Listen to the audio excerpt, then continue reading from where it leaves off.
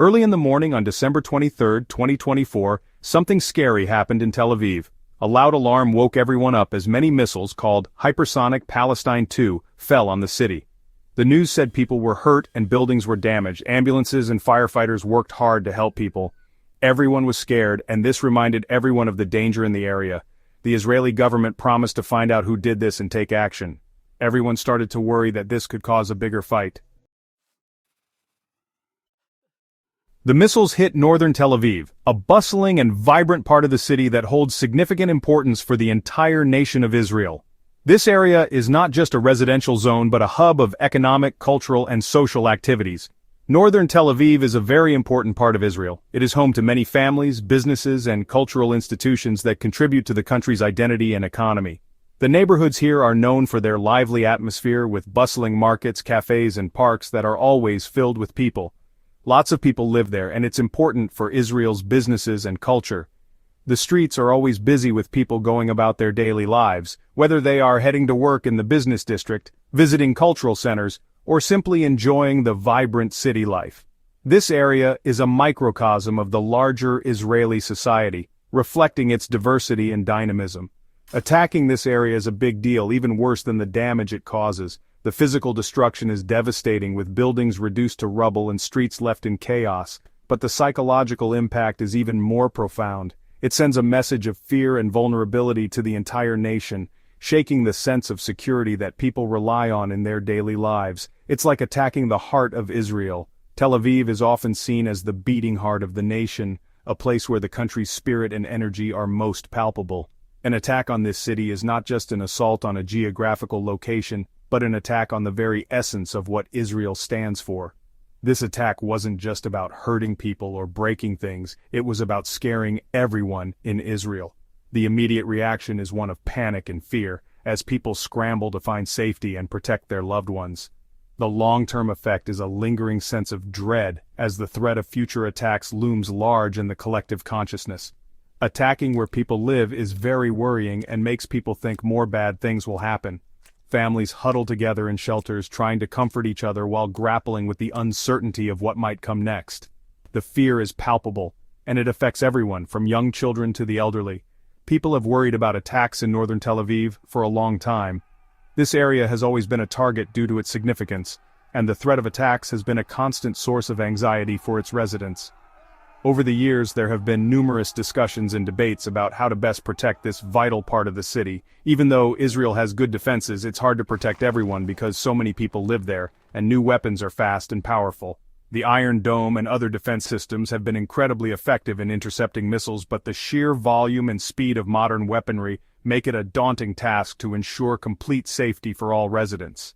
This attack shows that Israel needs even better defenses to stop these kinds of attacks. The ongoing advancements in military technology and defense strategies are crucial, but there is always room for improvement. The safety and security of the nation depend on staying ahead of these threats and continually enhancing the capabilities of defense systems to protect the heart of Israel. Because missiles are getting better, countries around the world are constantly updating their defense systems to keep up with the evolving threats. The advancements in missile technology mean that older defense systems may no longer be effective, prompting nations to invest in more sophisticated solutions. This is particularly true for countries that face significant security challenges and need to ensure their airspace is well protected. Israel is switching from using the American THAAD system, which has been a reliable part of their defense strategy for years. The THAAD system, or Terminal High Altitude Area Defense, is designed to intercept and destroy short, medium, and intermediate-range ballistic missiles during their terminal phase of flight. However, as threats evolve, so too must the defense strategies. To address these new challenges, Israel is transitioning to its own Arrow 3 system. The Arrow 3 is a more advanced missile defense system developed by Israel Aerospace Industries in collaboration with Boeing. It is specifically designed to intercept ballistic missiles outside the Earth's atmosphere, providing a higher level of protection against potential threats. This shift demonstrates Israel's commitment to self-reliance and its determination to build robust defenses against any aerial threats. By developing and deploying its own missile defense technology, Israel aims to enhance its strategic autonomy and ensure that it can respond swiftly and effectively to any missile attacks. The Arrow 3 system is capable of intercepting missiles at high altitudes, far up in space. This capability is crucial for neutralizing threats before they can reach Israeli airspace, thereby providing an additional layer of security. The system's ability to engage targets in space also reduces the risk of collateral damage on the ground. It's Israel's best defense technology, made to stop long-range missiles that some countries are starting to use. The Arrow 3 system represents a significant technological leap forward, incorporating advanced radar and interception capabilities to detect and destroy incoming threats at greater distances and higher altitudes than previous systems. This new system is expensive, and Israel is spending a lot of money to build it. The development and deployment of the Arrow 3 system requires substantial financial investment, reflecting the high priority that the Israeli government places on national security. This investment is seen as essential to maintaining a credible deterrent against potential adversaries. This shows how seriously Israel is taking these new dangers. The decision to invest heavily in the Arrow 3 system underscores the perceived urgency of the threat and the need for advanced defensive measures. It also highlights Israel's proactive approach to defense, ensuring that it remains ahead of potential threats through continuous innovation and adaptation. We don't know yet how well Arrow 3 will work in a real attack. While the system has undergone extensive testing and has shown promising results, its effectiveness in actual combat scenarios remains to be seen. Military experts continue to monitor and evaluate the system's performance, ready to make adjustments and improvements as necessary to ensure it meets the high standards required for national defense. Section 4. France and Israel team up. In recent years, the relationship between France and Israel has grown significantly stronger, particularly in the realm of military cooperation. This alliance is not just a strategic move, but also a reflection of shared concerns and mutual interests that have brought these two nations closer together. This attack happened while France and Israel are working more closely on military things. The collaboration between the two countries has been marked by joint military exercises, intelligence sharing, and the development of advanced defense technologies. These efforts are aimed at enhancing their capabilities to respond to common threats and to ensure the security of their respective regions. Both countries are worried about dangerous groups and problems in their areas, so they're helping each other. France is particularly concerned about the instability in the Sahel region of Africa, where terrorist groups have been gaining ground. Israel, on the other hand, faces constant threats from hostile neighbors and non-state actors in the Middle East. By pooling their resources and expertise, France and Israel hope to create a more robust defense posture.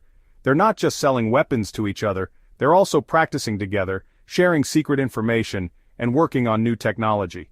This level of cooperation is unprecedented and signifies a deep level of trust between the two nations.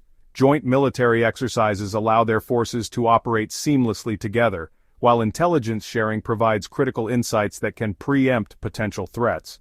Additionally, collaborative efforts in developing new military technologies ensure that both countries remain at the cutting edge of defense capabilities. France has problems in Africa and thinks Israel can help stop terrorism. The French military has been actively involved in counter-terrorism operations in countries like Mali, Niger, and Burkina Faso. These operations are crucial for maintaining regional stability, but are also resource-intensive and fraught with challenges. Israel's experience in counter-terrorism and its advanced surveillance and reconnaissance technologies can provide valuable support to French efforts in Africa.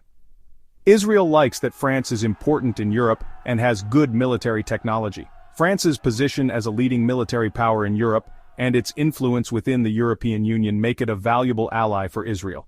The collaboration allows Israel to gain access to European defense markets and to benefit from French advancements in military technology. This partnership also helps Israel to strengthen its diplomatic ties with other European nations. But not everyone likes that France and Israel are working together. The alliance has faced criticism from various quarters, including human rights organizations and political groups. Some argue that the military cooperation could exacerbate regional tensions and lead to an arms race. Others are concerned about the implications for human rights, particularly in conflict zones where military operations are conducted. Some people think it will make things more dangerous and make it harder for Israel and Palestine to make peace. Critics of the alliance fear that increased military cooperation between France and Israel could undermine efforts to achieve a lasting peace in the Middle East. They argue that the focus on military solutions detracts from diplomatic efforts and could lead to further entrenchment of hostilities. The path to peace, they contend, requires dialogue, compromise, and a commitment to addressing the underlying causes of conflict. Section 5. A new threat. The Houthi group in Yemen attacked Tel Aviv, and that changes things. The Houthis weren't very important before, but now they can attack far away. This attack shows that the Houthis have powerful weapons and are not afraid to fight Israel. It also shows that Iran is getting stronger in the area, because many people think Iran is giving the Houthis weapons and help.